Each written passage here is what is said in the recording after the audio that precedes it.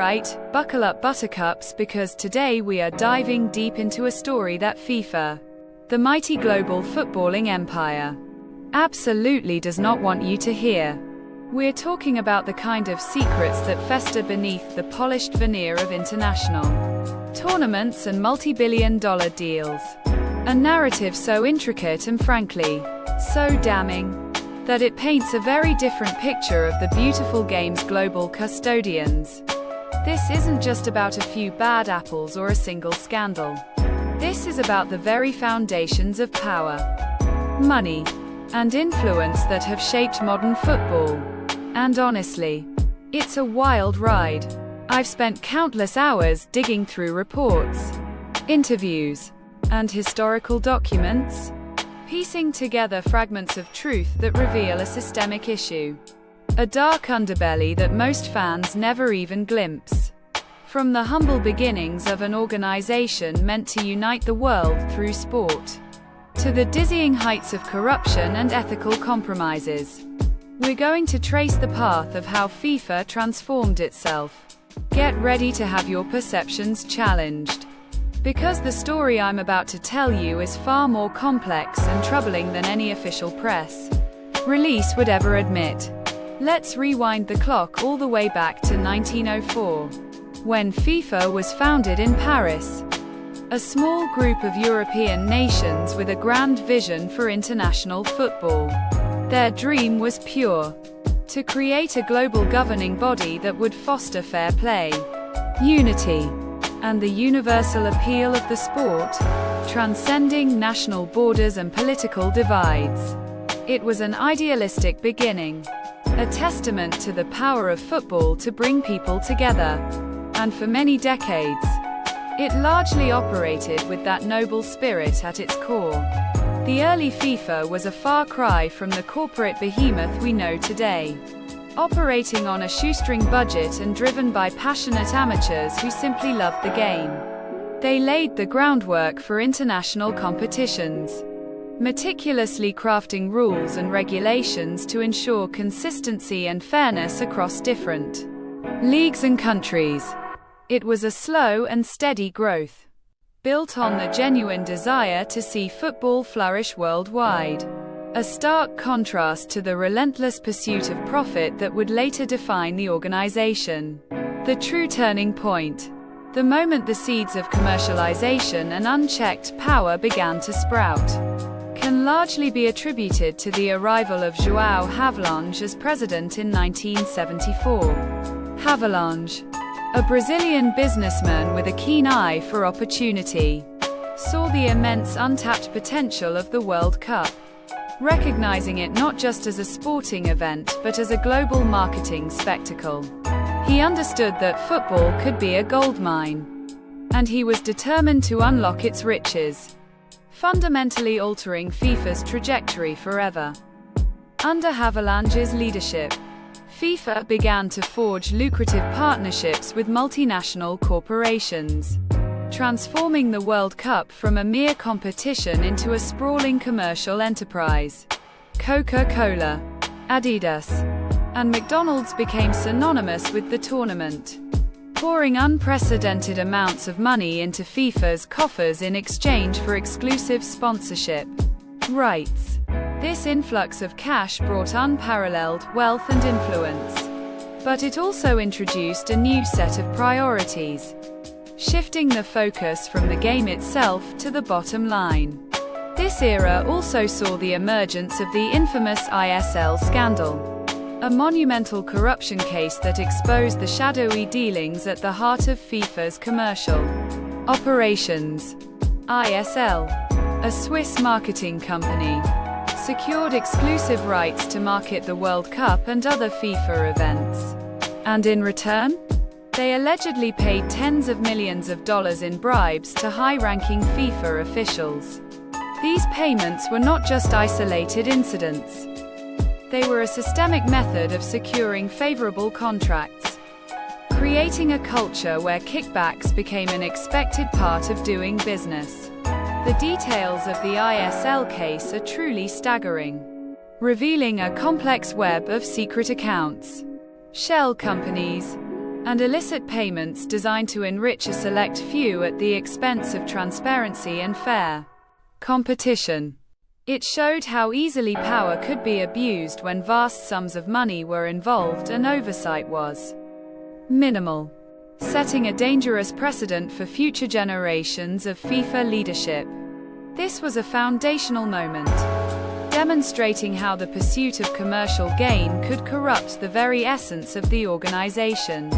Despite the whispers and growing suspicions surrounding these deals, FIFA largely managed to deflect serious scrutiny for years, presenting an image of a clean, well-run organization dedicated to the sport.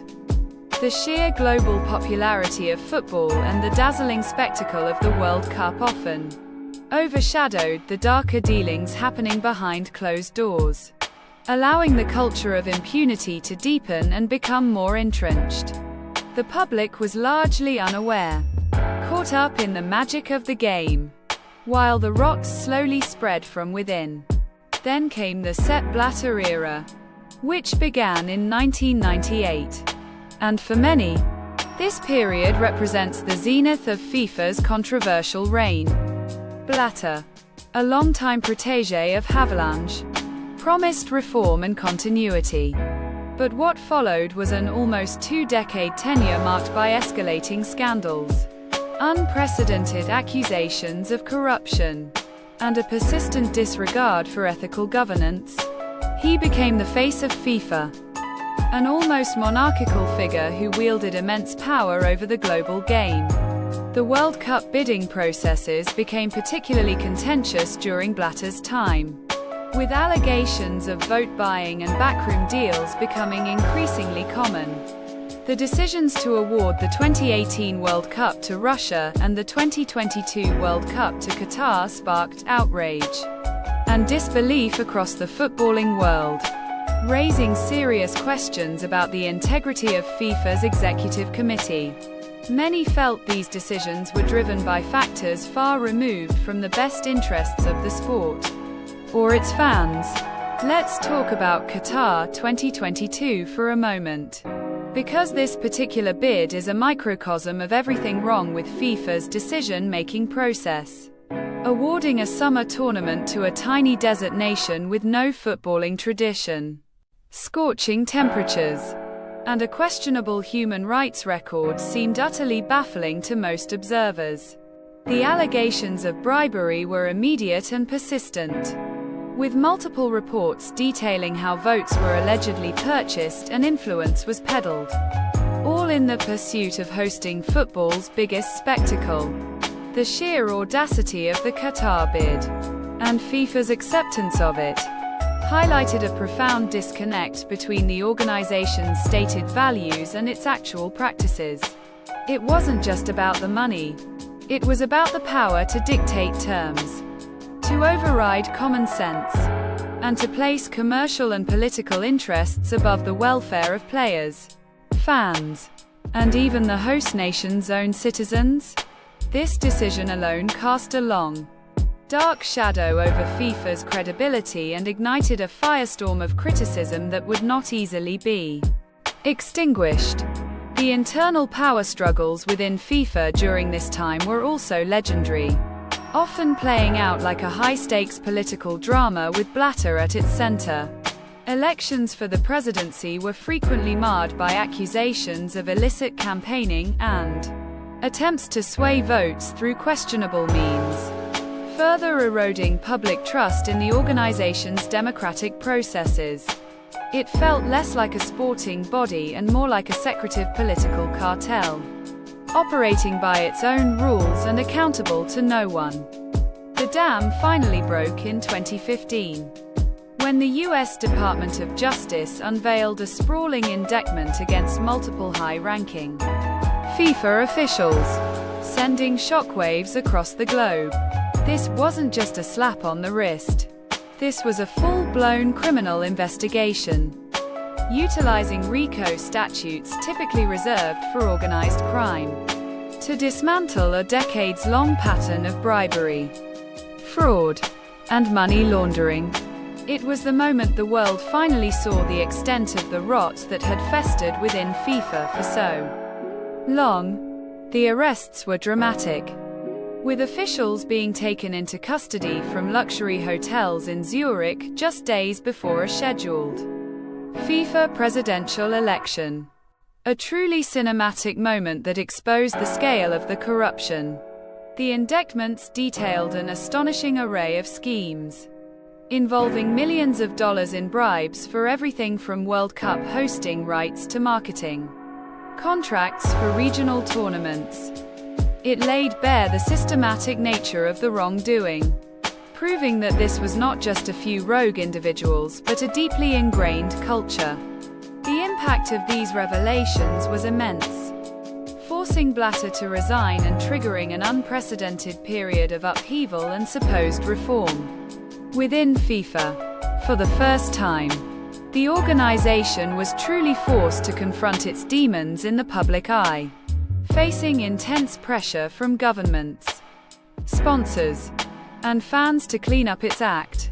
It was a moment of reckoning. But as we'll see, true change is often far more elusive than it appears on the surface. Beyond the staggering financial figures and the intricate legal battles, there's a far more profound and often overlooked consequence of FIFA's unchecked power. The human cost the decision to award mega events like the World Cup to certain nations often comes with devastating social and environmental impacts that are rarely discussed in the glossy promotional materials. These are the stories of real people whose lives are irrevocably altered, often for the worse, by the relentless march of FIFA's ambitions. Take Qatar again, for instance, where the construction of stadiums and infrastructure for the 2022 World Cup led to widespread allegations of egregious labor exploitation. Migrant workers, often from impoverished countries, were reportedly subjected to horrific working conditions, withheld wages, and even death, all in the name of meeting FIFA's demanding deadlines. These were not just isolated incidents. These were systemic abuses, documented by numerous human rights organizations, painting a grim picture of the human price paid for the tournament. Brazil's hosting of the 2014 World Cup also provides a stark example of the social upheaval caused by FIFA's demands. Promises of economic prosperity and lasting legacies often fell flat, replaced by forced evictions, social unrest, and the construction of expensive, white elephant stadiums that quickly became underutilized after the tournament. Local communities were displaced, public funds were diverted from essential services, and the celebrations of the beautiful game often masked deep-seated anger and frustration among the populace. Even South Africa's 2010 World Cup, initially hailed as a triumph for the continent, later revealed a complex legacy of unfulfilled promises and exacerbated inequalities. While it brought global attention, the economic benefits often failed to trickle down to the most vulnerable communities, and the infrastructure projects left a mixed bag of useful developments and costly white elephants. The narrative of upliftment often clashed with the reality of persistent poverty and social challenges, highlighting the short-sightedness of such mega-event strategies. The environmental impact is another critical aspect that FIFA rarely addresses adequately, as the construction of massive stadiums, training facilities, and transportation networks takes an enormous toll on local ecosystems. The carbon footprint of flying millions of fans and teams across the globe, coupled with the energy demands of these mega events, is immense, often contradicting any superficial claims of sustainability. It's a classic case of greenwashing, where the environmental damage is conveniently swept under the rug. These examples underscore a deeply troubling pattern. FIFA's demands often override local concerns, national sovereignty, and fundamental human rights in the pursuit of its own commercial and political objectives.